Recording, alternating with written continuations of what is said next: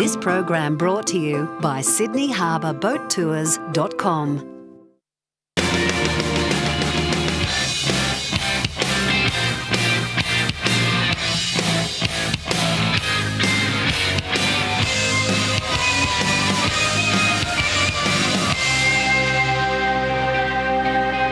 Hi, I'm James Wilkinson and welcome to Wayfarer. Coming up on tonight's show, we're taking you to London, Los Angeles and much more. Before we do that, here's this week's travel news.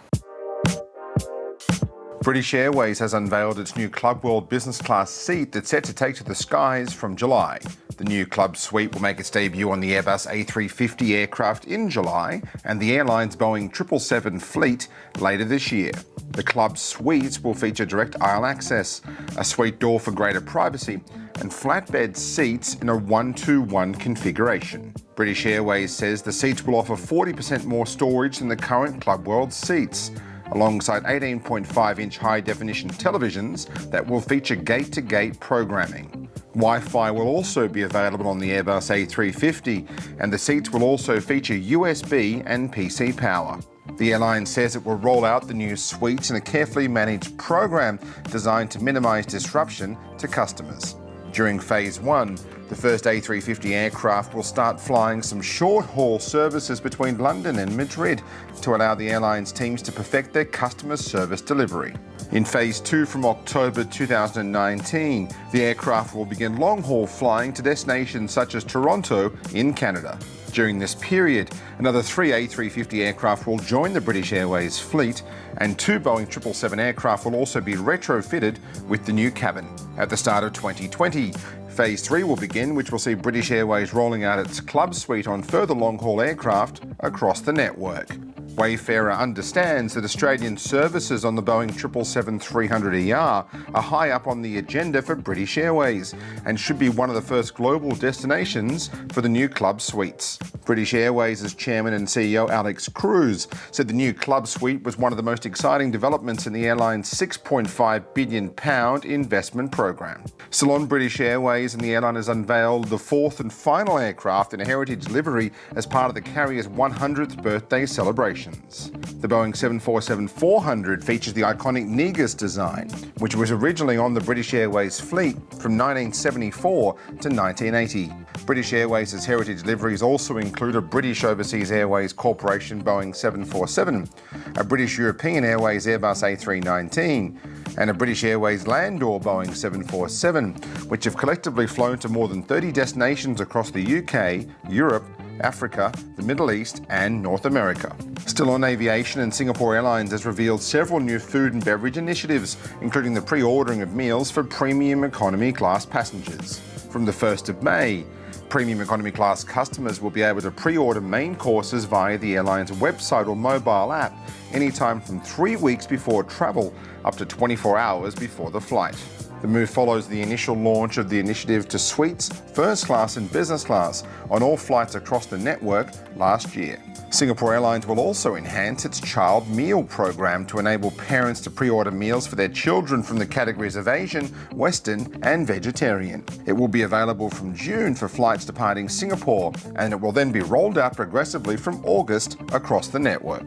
Number One Lounges has today announced that all international travellers from Sydney and Melbourne airports will be able to book access to its flagship brand, The House, regardless of the airline they are travelling with or class of ticket held. Priced at $80 per person, travellers can relax in comfort for up to 3 hours prior to departure, with the option to buy additional hours online in advance or on arrival at the lounge. The lounges offer a choice of seating areas, airport views, showers, free Wi-Fi, TV, magazines, newspapers and charging points. The lounges also feature an a la carte dining service, a fully tended bar and barista-made coffee. The House is the home of Etihad Airways and Virgin Australia in Sydney and Melbourne. In hotel news, Sydney's third hotel from Crown Group will be located in Green Square, with a 90-room property due to open mid-year as part of a mixed-use development. Skye Suites Green Square will feature within the $575 million Infinity by Crown Group complex,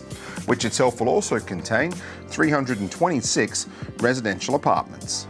Community facilities will include a supermarket, retail and dining precinct, while event planners can take advantage of a new convention centre. Guests of the hotel will also have access to the nearby Green Square Library, while a public swimming pool will also be located nearby. The 90 apartments will consist of studio 1 and 2 bedroom layouts. Guests will enjoy keyless entry, access to virtual concierge tablets in rooms and Starcast television systems, along with a complimentary minibar, Kevin Murphy toiletries and the ability to modify the mattress to suit individual firmness preferences. Marriott International has unveiled its 3-year growth plan, which includes opening more than 1,700 hotels around the world. Marriott says it will add between 275,000 and 295,000 rooms by 2021, supported by the strength of its record 478,000 strong room pipeline, including roughly 214,000 rooms already under construction. Now let's check out some must-have travel accessories for frequent flyers. Sony's latest range of mirrorless cameras are making filming and taking photos easier than ever before, while also providing some of the highest resolution video ever seen. We film all of the interviews and some of the vision for this very show every week on one of Sony's most popular ever releases, the Alpha 7 Mark III, which offers excellent high-resolution still and 4K video footage. The high-resolution 4K movie shooting available on the Alpha 7 Mark III means you can capture footage that's good enough to be broadcast in high resolution in a cinema. Moreover, the combination of full-frame format plus HDR gamma achieves a wide dynamic range. According to Sony, full-frame movies recording using this HDR profile will appear true to life, with no block shadows or blown highlights when being played back on an HDR-compatible TV, without the need for colour grading. On the photo front, the Alpha 7 Mark III has a wide ISO range and a dynamic range at low sensitivities. The camera offers continuous shooting at up to 10 frames per second with either mechanical shutter or silent shooting on full autofocus tracking. The Alpha 7 Mark III is lightweight and is loaded up with so many automated technologies that even the most novice photographer would be able to produce poster-perfect images and high-definition YouTube-worthy videos. During 2018, Sony also released another exciting model in the popular CyberShot RX100 series of compact cameras, the RX100 Mark VI. The RX100 Mark VI camera is the first of all the RX100 models to include high magnification zoom through an impressive Zeiss 24-200mm lens, which is remarkable given this is a pocket-sized camera. Its extensive zoom, high-res image quality and versatility for both still images and video make it one of the best pocket cameras ever released.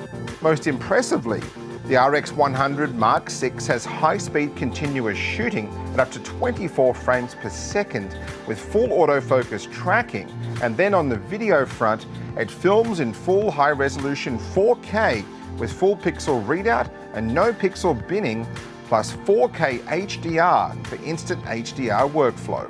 Whether you want the full camera experience or something to throw in your pocket, Sony absolutely impresses with these two models. The Alpha 7 Mark III starts at 3,099 Australian dollars and the RX100 Mark VI is priced from $1,699. Visit sony.com.au. Coming up after the break, Wayfarer from London continues.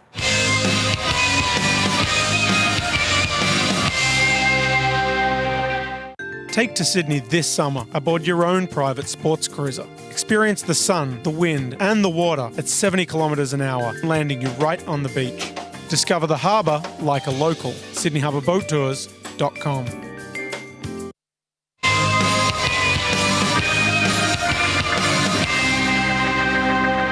Welcome back to Wayfarer from London. Here in the UK, YTL Hotels has a great collection of boutique and luxury hotels. To find out more, let's catch up now with Vice President Andrew Jordan. We're here at the Academy Hotel in London. You've had it for a couple of years. Tell us about the portfolio you have in London in the group. We ventured into the UK 4 or 5 years ago now, and we bought a property in Bath, which is in Somerset, called the Gainsborough. which was a heritage building actually, and it was never a hotel before.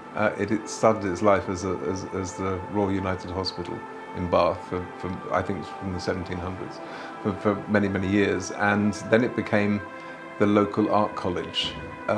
When the artists moved out, it became derelict for many, many years, and we took it on. And the interesting thing about that particular property was it was our first UK property. We were very fortunate enough to be able to tap into the aquifer which sits underneath the city and bring the natural spring waters, the thermal waters, into the hotel, which made us the only hotel in the UK where you could bathe in thermal waters, which is very, very interesting. And we also bought a large day spa next to it called the Thermic Bath Spa, which is probably the biggest day spa in the country as well, 300,000 visitors there last year. So it was a natural fit. The Gainsborough we launched as a 5-star property, 99 bedrooms, a selection of suites, great restaurant with a named chef, a guy called Dan Moon, who was local to the area. But of course our unique selling point was the spa, where we have 11 treatment rooms and these beautiful thermal pools at varying temperatures where people can dip in and out to. The hotel has done very, very well. It received many, many great reviews, and that culminated in 2 years ago being voted the best hotel in the country by the AA. So we're very, very proud of that. Yeah. In such a short period of time, going from basically a zero base with no hotels in the UK to having the best hotel in the country was, I think, quite an achievement and a testament to the people who run it down there. They're a great team. And then a couple of years later, we acquired 3 more hotels. This is one of them, the Academy. We also acquired the Glass House in Edinburgh, which is in the city centre, beautiful hotel, 77 rooms, and an iconic hotel in the city called Threadneedles, which is in Threadneedle Street next to the Bank of England. But the Academy was an interesting project. This was very much an old-style bed and breakfast property. It was down on its knees a little bit, and we actually completely refurbished it. You couldn't have done a soft refurb. It needed a lot of time and money spent on it. So we gutted it and we started again. But of course, you've got the beauty about these properties are they're Georgian. So it's a series of 5 Georgian type townhouses, and you've got all the original, Georgian architecture on the outside, and there's a lot of existing architecture inside as well, which is wonderful. And we contracted a company called Champalamo Design from New York to design it for us. She also did the Gainsborough in Bath. And I think what she's done here she's been very, very clever, because she's kept the elements of the Georgian era, but updated it in a modern and a contemporary style. And I think the two have married together very well. We have 11 or 12 suites, and we have a few single rooms as well for the single travellers, which are actually incredibly popular. And a small refectory restaurant downstairs where we serve breakfast. A lovely bespoke little bijou bar in the corner called the Alchemy Bar, and the library and some outside space as well. It sits in Gower Street, which I don't know if you're familiar with London. We're in the heart of Bloomsbury here. And the most wonderful thing about this hotel is its location, because you really are in the centre of London. And a 20-minute walk that way and you're in Covent Garden, 10 minutes you're in Soho, you're right in the middle of the West End, the Theatre Land and everything. And of course, just down the road here, at the end of Gower Street, you have the British Museum, which is fantastic. So we're very, very fortunate. It's a great location. It's a beautiful, well, what Champalamo have done with the property is, I think, beautiful. And it's doing very, very well. So Andrew, obviously YTL's got some beautiful hotels around the world. In England in particular, they're very different to the style of hotels you have in the other parts of the world, and they're very unique and character driven, aren't they? Yeah, and I think that's an important part of who YTL is. You know, it's not a generic brand as such. We take individual properties, we look at them, and we spend a lot of time analysing them and seeing the roots of that particular property, and then the design process starts. And then of course that leads us on to Threadneedles. Threadneedles is situated in Threadneedle Street, which is the heart of the city. You couldn't have a better location. I mean, for a hotel it's absolutely perfect. And it used to be the old Citibank. And of course, you know, all those wonderful city buildings with their high ceilings and whatever. It's got this amazing stained glass dome right in the middle of it, which used to be the banking hall, and the banking hall is now the lounge.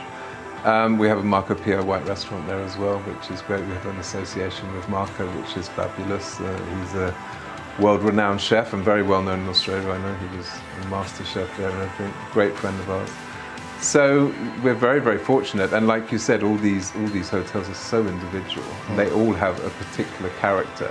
And I think that's one of the YTL traits. You know, we take something and we pay homage to its history and its past, if it is indeed a heritage building. And I think that's worked very, very well for us. And I think the pleasure traveller or the business traveller today, you know, it's lovely to stay in Marriott's and Hilton's and whatever, but it's more of a special experience if you stay in one of these bespoke properties which have a history. And you know, the staff obviously all buy into that, and they're well trained to know the heritage of the buildings, and it makes a story. And I think where we are right now, the Academy, like you said, you know, this was formerly just a bed and breakfast. It was, and you've turned it into a very interesting hotel and boutique hotel in a great thriving part of London. Yes, and Bloomsbury is a thriving part of London. There's a lot of media here, a lot of film companies, and a great gastronomic scene. Sort of 2 streets away from us here, there's a place called Charlotte Street, which is actually just restaurants. So we're getting a bit of a theme here going on, where you've got these beautiful buildings that you're carefully renovating, obviously putting a focus with food and beverage as well. Yes. And obviously in regional areas, and a lot of growth in regional areas in the UK for hotels, and you guys are one of the ones doing it. We are doing it, and it comes with its challenges, because outside of London is not quite as easy as the city. You have all the usual challenges, but it's been met with very positive reviews by everyone. If I look at the Gainsborough, for example, you know, that sits at #1 on TripAdvisor in the city, and you know, it's way up there. And people are actually pleasantly surprised that you're getting London service in the suburbs. So the opportunity in England at the moment really is trading off that kind of amazing history in the country, isn't it? By doing hotels that kind of showcase part of the history or the neighbourhoods that they're in, versus just putting big brand hotels in. Absolutely, and you know, with the leisure travellers, that's what they're looking for. They want to be a part of the history. You know, Bath, a lot of American clients there, and of course they're absolutely enamoured by the city, because the city is basically a Georgian masterpiece. And then right in the middle of this city sits the Gainsborough Hotel, which again was designed by Alexander Champalimaud from New York, and it's been very, very cleverly done. But not forgetting the immense history that goes behind it. When they built that hotel, it was fascinating. When they were excavating the pool area, they found a hoard of Roman coins, largest hoard ever found in the UK. They wrote a book on it. The coins were sent to the British Museum. It's called the Bow Street Hoard, because that's where it was. And fascinatingly, the coins spanned 1 century. Oh wow! Okay. So that was, and also in the same area they found a beautiful Roman mosaic, which was recorded by the museums. Coming up after the break on Wayfarer, we're taking you to Los Angeles.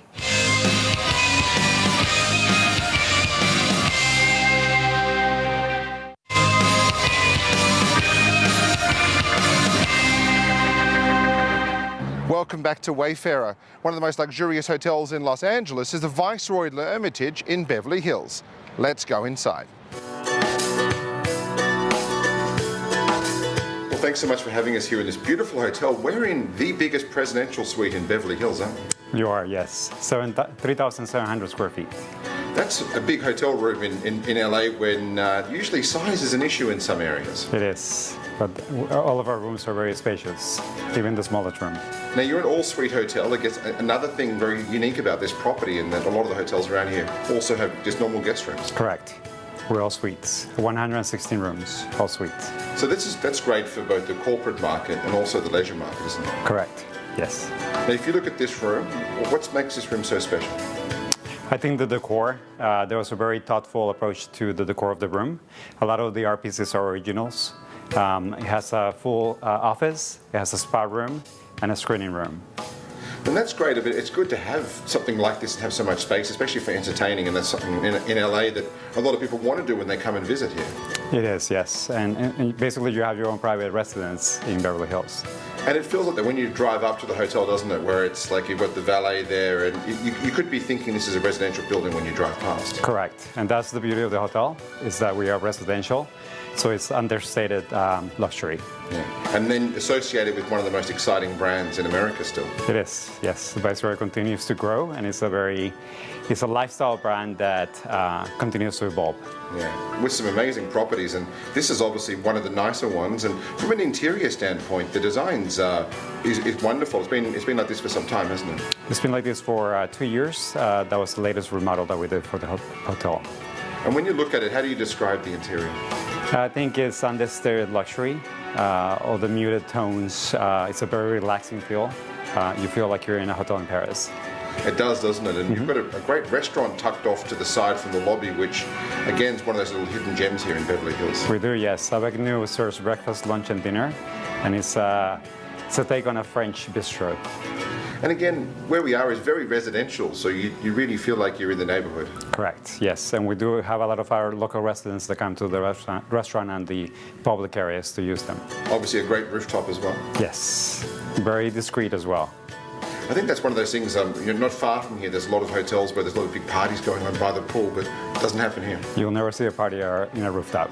I think it's one of those things about LA that is so different, isn't it? When you come here, you're getting a very different experience to being up on Sunset or somewhere else. It is, yes. I think that this area in particular is very residential, so it lends itself to a more relaxed environment.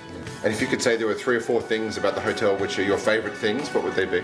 The staff is number one. We have amazing staff. Some of them have been here for 20 years. Yeah. I think the quietness of the hotel is something that I really like.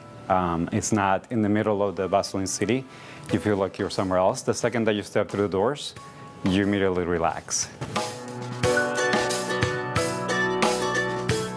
Let's go high flying with Cathay Pacific now and check out what's available on board their business class cabin on the A350. Cathay Pacific's business class has been one of our favourite cabins in the sky since it was launched over 6 years ago. But the latest version, which was launched on the Airbus A350-900 a couple of years ago, and just last month on the A350-1000, has taken the experience to a whole new level.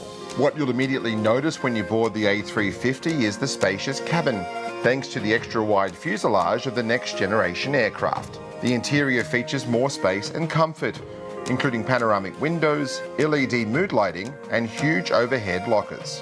The A350 offers greater cabin humidity, which will make you feel less jet-lagged after the flight. And thanks to the spacious, comfortable seats in business class, you'll feel well-rested as well.